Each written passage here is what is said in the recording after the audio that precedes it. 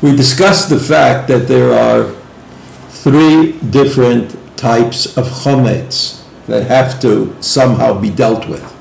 The first is the obvious kind, chametz. Chametz. We said whiskey and bread and crackers and cookies. It's all the things that we know are chametz and that we have to get rid of.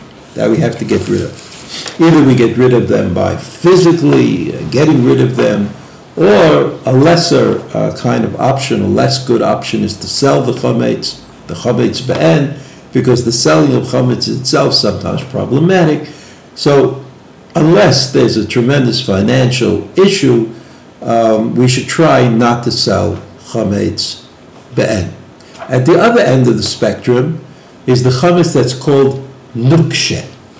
Chametz nukshe is something that is very hard, disagreeable, unedible, like something that has spent a lot of time rotting. And the Shulchan Aruch says, chametz nukshe, says you have to understand that chametz, that's nukshe, that comes from a chametz base someplace, afilu be'eina, eina asura b'hanoah achar ha'pesach. That this chametz is of a different status and is not forbidden in hanoah after Pesach, which means it's not like other kinds of chametz. Real chametz, we know, is forbidden after Pesach if you didn't take care of it before Pesach. So that if I didn't sell my chametz, and the chametz was in my possession during Pesach, there's a knas the Rabbanan imposed upon me, and that is that I have to get rid of the chametz that belonged to me on Pesach. This, of course, produces all sorts of problems in Eretz Yisrael, less so in Chutz La'aretz.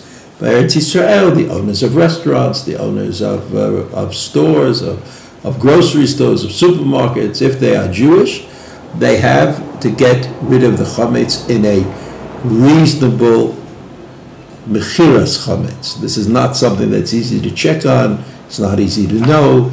So that after Pesach in Eretz Yisrael, you have to be careful to make sure you buy chametz, new chametz, or old chametz from a store that sold the chametz properly.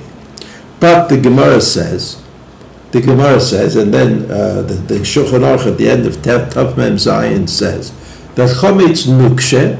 Now, what is chametz nukshe? It's like something that is bad, and it was never really something that was edible, like glue, which is made with flour. But when you make it, when it's glue, I mean, no one eats it, or leaven, or some kind of leavening agent that can't be eaten. It's not edible. Sometimes you can eat a little bit of it with great difficulty, but it's the kind of food which somehow derives from chametz, but is clearly not edible in the sense that most food is edible. So the Gemara says, the Shulchan Aruch paskins that you're not over bal yiro, bal yimro, motzi, and this kind of chametz. But the Mishnah Berurah adds, he says the reason that it's not also b'hanoah, the reason that you're not forbidden to have it around after Pesach, because it's not real chametz, and therefore the Chachamim didn't demand of us that we get rid of it after Pesach.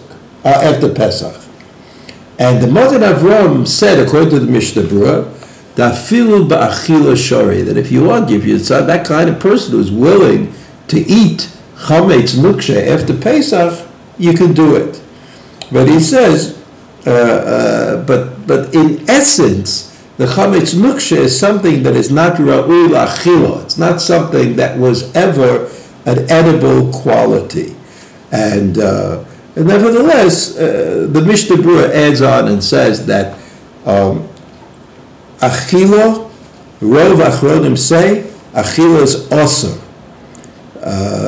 Since it says, it's called chametz somehow. In other words, in essence, what we call chametz nukshe is not chametz at all. Nevertheless, it's somehow a chametz derivative. It was once chametz.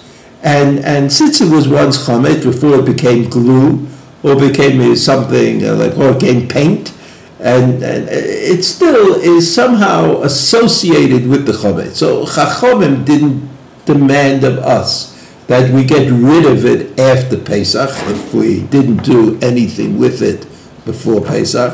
On the other hand, the question of whether you could eat chametz nuksha after Pesach is a machlokas between the Magen Avraham and other achronim according to the Mishnah Berurah. The Magen Avraham says, well, if it's not chametz, and it's just because it's disagreeable, if you want to eat it, so bakasha, you can eat it. But other achronim say, look, it has somehow the smell of chametz. You know that chametz went into making it. It's since Pesach is a time for even less reasonable chumras, we should try to avoid eating the chametz nukshe after Pesach if you are so inclined.